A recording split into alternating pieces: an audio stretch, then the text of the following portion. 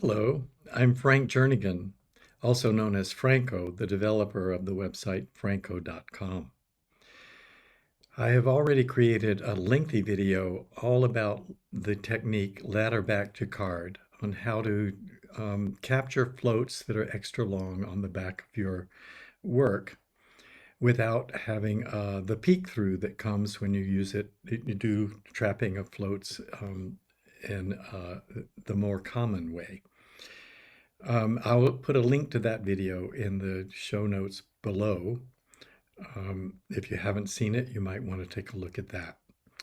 Today, I want to show you a use of Ladderback Jacquard that you may not have thought about, and that is using the Ladderback Jacquard technique to capture just a single float on a single row or round of your work. Let's take a look.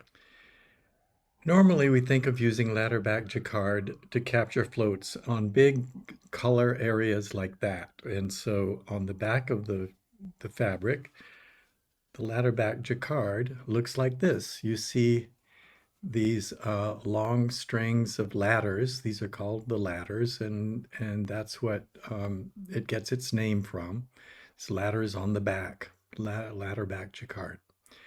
However, some patterns don't require huge blocks of color, but there still can be an individual line of color where there's just one long float that you want to capture. You may think Ladderback Jacquard is not appropriate for that, but I'm going to tell you that it definitely is, and I'll show you. Here is a pattern I'm working on, and there's only one row of the pattern that requires the capturing of a float, and that's this one right here. As you see, these stitches, these two colored stitches are a separate yarn, and they're 8 stitches apart, and I think that's too long for a float, so I like to put a capture in the middle of that. But it's only one row long, so is Ladderback Jacquard appropriate for that?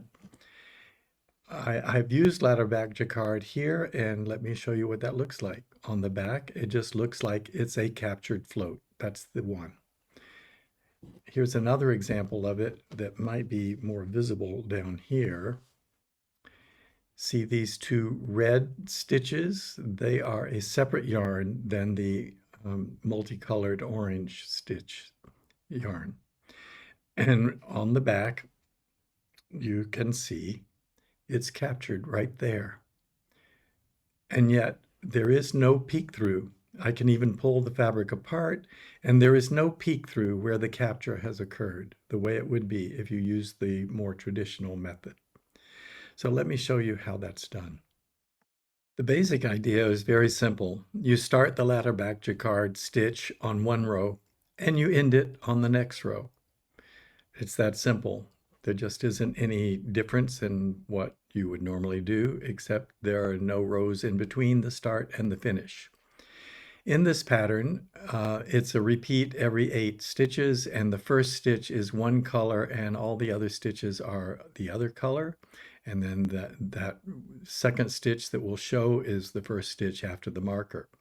So I want to do a Ladderback Jacquard stitch in between those two.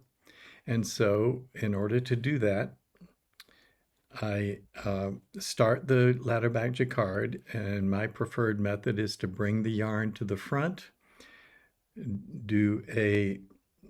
make one left,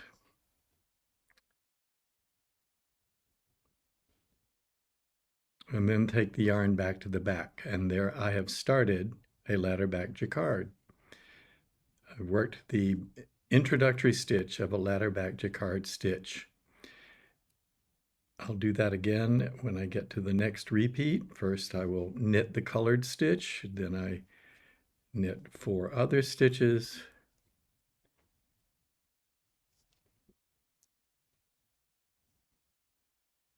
And now I'm going to start another Ladderback Jacquard. I'll bring the yarn to the front, execute a make one left,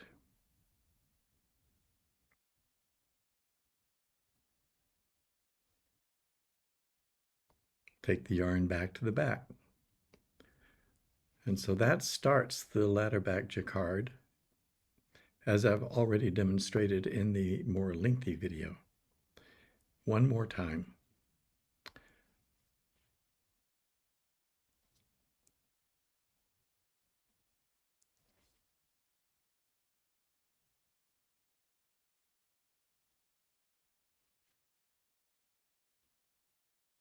Bring the yarn to the front,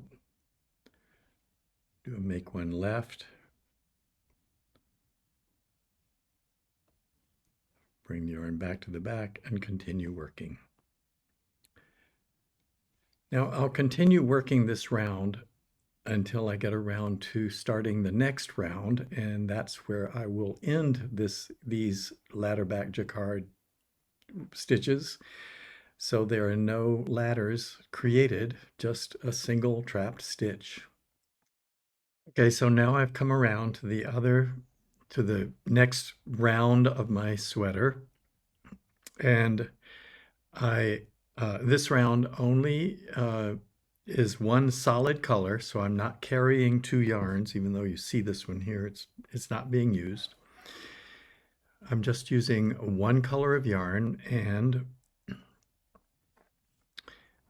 I'm knitting my pattern, and there's the stitch of the alternate color that shows, and so I just knit that as normal. And then I come up to the place where I started a ladderback jacquard right here. And I actually have two choices, as I've mentioned in the original longer video. I can either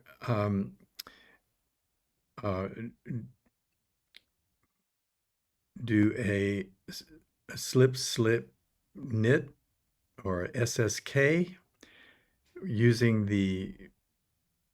making sure that the colored stitch, the ladderback jacquard stitch, is behind.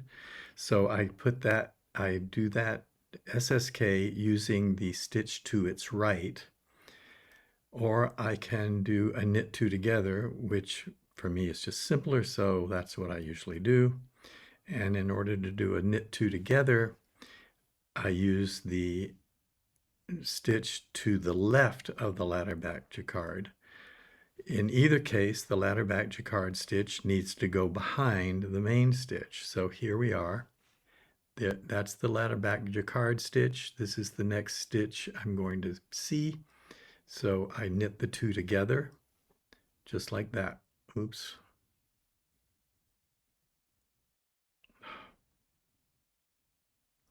So I knit the two together.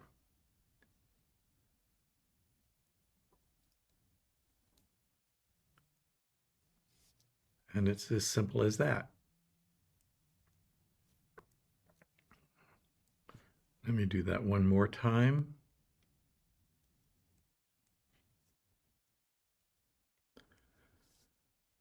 Just make sure that whether you do an SSK or a knit two together, you make sure the ladderback jacquard is behind the main color.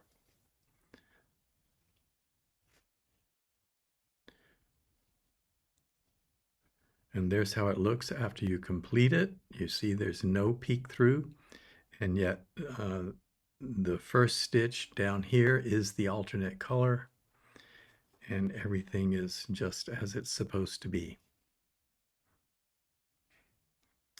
I hope that encourages you to use ladderback jacquard even when you don't think it would be appropriate because you're not doing a large block of color.